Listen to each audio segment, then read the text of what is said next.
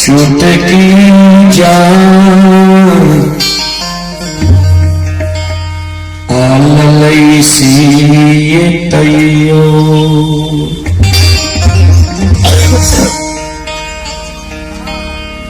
लोग उलाहन दै छै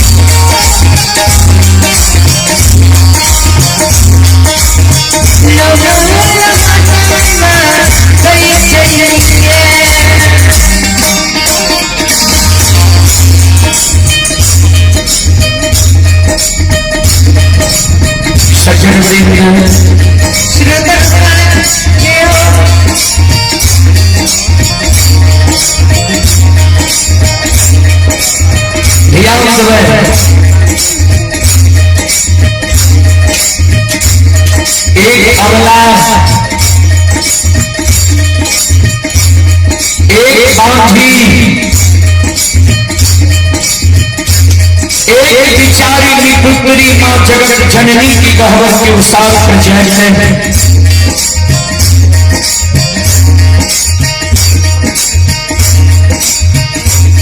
मां जगत जननी जगदम्बी भवानी आदि शक्ति भगवती के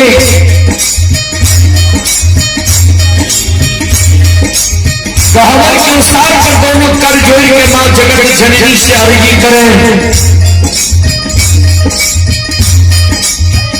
विनती करें आपन कष्ट और दुख मां जगत जननी के सुनावे की मां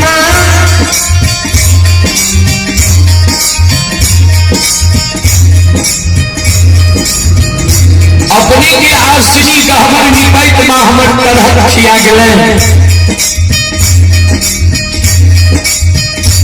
अपनी के गहवर में भूख धुवन जलावत जलावत मां हमर चुटकी जल गेले अपनी के गहवर में फूल तोड़ के चढ़ावत चढ़ावत मां मां खुद खिया गेले अपनी के गहवर में परपई दिन सांझ दैत दैत मां प्रत्येक साड़ी के आंचल चल गए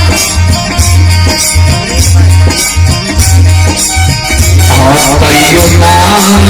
दे